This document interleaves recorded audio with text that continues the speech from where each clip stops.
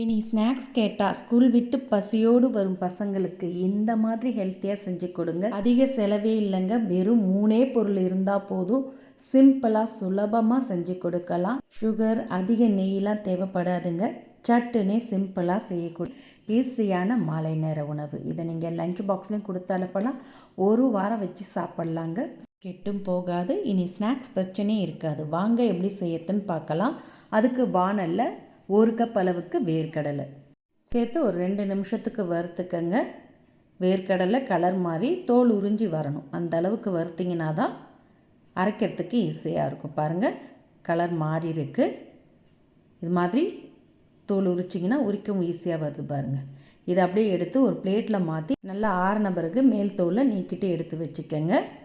இப்போ அதே வாணல்ல 1 கப் அளவுக்கு பொட்டுக்கடலை, 1 கப் வேர்க்கடலை சேர்த்தோம். அதே கப்பில் 1 கப் அளவுக்கு பொட்டுக்கடலையும் சேர்த்து லைட்டாக அந்த வாணல் சூட்டிலே கலந்து விட்டுக்கங்க.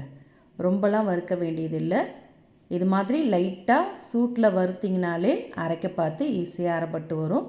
அதோட பச்சை வாசனையும் போயிடும். இப்போ பொட்டுக்கடலையும் ஆறட்டும். இப்போ ஆறுறதுக்குள்ளே அதே வாணலில் 1 கப் அளவுக்கு பொடிச்ச வெல்லம் சேர்த்துக்கங்க. கூடவே எந்த கப்பில் வெல்லம் எடுக்கிறீங்களோ அதே கப்பில் 1/4 கப் அளவுக்கு மட்டும் தண்ணி சேர்த்துக்கங்க. வெல்லம் கரையிறது தாங்க தண்ணி சேர்க்குறோம். அதிகமாக தண்ணீர் சேர்த்துற வேண்டாம். இப்போ வெல்லம் கரைஞ்சி கொதி வரட்டும். பாகுப்பதெல்லாம் தேவையில்லை. இப்போ மிக்சர் ஜாரில் வறுத்து ஆற வச்ச வேர்க்கடலையை தோல் நீக்கிட்டு சேர்த்துக்கங்க. கூடவே பொட்டுக்கடலையும் சேர்த்து கொஞ்சம் கொரகொரப்பாக அரைச்சி எடுத்துகிட்டு வந்துடுங்க. ரொம்ப நைஸாக பவுட்ரு பார்த்துக்கு அரைக்க வேண்டியதில்லை. இதில் வேர்க்கடலை வறுத்து சேர்த்ததுனால 2-3 பல்ஸ் மோடு விட்டு விட்டு அரைச்சிங்கன்னா இது மாதிரி கொஞ்சம் கொரகொரப்பாக கிடைக்கும். அப்படியே இருக்கட்டும். இப்போ வெல்லமும் கரைஞ்சி நல்லா கொதி வந்திருக்கு பாருங்கள்.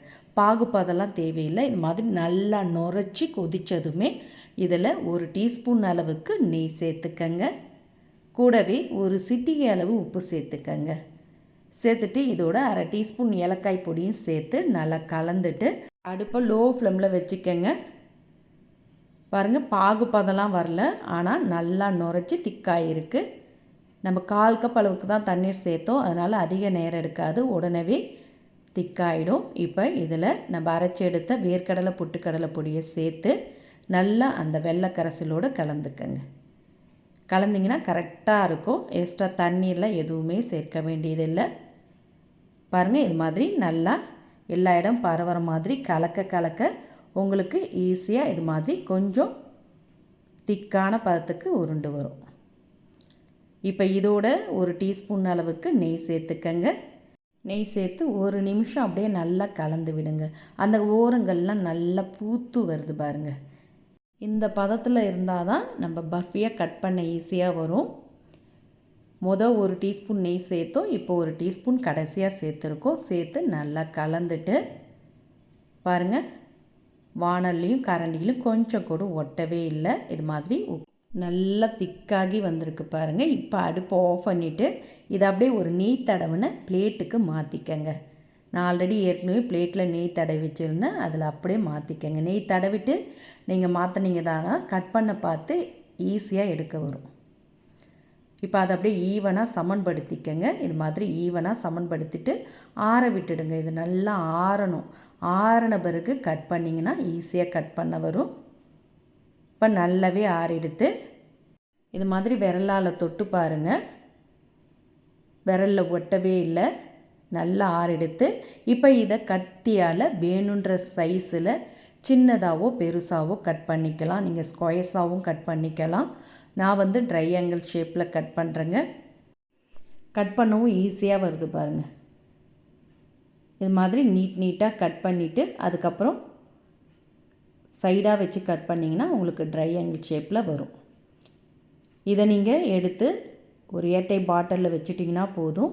ஸ்நாக்ஸ் பாக்ஸ்லேயும் கொடுத்து அனுப்பலாம். ஸ்கூல் விட்டு பசியோடு வரும் பசங்களுக்கு இதுலேருந்து ஒரு 2-3 கொடுத்தாலே போதுங்க. சாப்பிட்டாலே நல்ல வயிறு ஃபில்லிங் ஆகிடும். வீட்டில் இருக்கக்கூடிய வேர்க்கடலை பொட்டுக்கடலை வச்சு நல்ல ஒரு ஹெல்த்தியான ஸ்வீட் ரெசிபி ரெடியாக எடுத்துங்க. வேர்க்கடலை பொட்டுக்கடலைலாம் அப்படியே கொடுத்தா சாப்பிட மாட்டாங்க. அதுவே இது மாதிரி ஸ்வீட்டாக செஞ்சு கொடுங்க. குட்டீஸ்லாம் ரொம்ப விரும்பி சாப்பிடுவாங்க. பெரியவங்க கூட இதை 1-2 கூட சாப்பிட்லாம். உடம்புக்கு ரொம்பவே நல்லது. வேர்க்கடலையில் அதிக அளவில் சத்துக்கள் இருக்குதுங்க. பாருங்கள், இது மாதிரி எல்லாத்தையுமே கட் பண்ணியாச்சு. இப்போ அதை அப்படியே எடுத்துடுங்க. ஈஸியாக எடுக்க வருது பாருங்கள். பிளேட்டில் நெய் தடவுனால கொஞ்சம் கூட ஒட்டலை. நல்லா பர்ஃபெக்டாக ஷேப் வந்துருக்கு. ரொம்ப ரொம்ப சாஃப்டாக அருமையாக இருக்கும். அதிக பொருட்கள்லாம் தேவையில்லைங்க. வெறும் 3 பொருள் தான். எக்ஸ்ட்ரா ஒரு 2 டீஸ்பூன் அளவுக்கு நெய் சேர்த்துருக்கேன். மற்றபடி ஈஸியாக சட்டுன்னு நினச்ச உடனே செஞ்சு முடிச்சிடலாம். இந்த வீடியோ உங்களுக்கு பிடிச்சிருந்தால் லைக் பண்ணுங்கள், ஷேர் பண்ணுங்கள். மறக்காமல் நம்ம சேனலையும் சப்ஸ்கிரைப் பண்ணிவிடுங்க.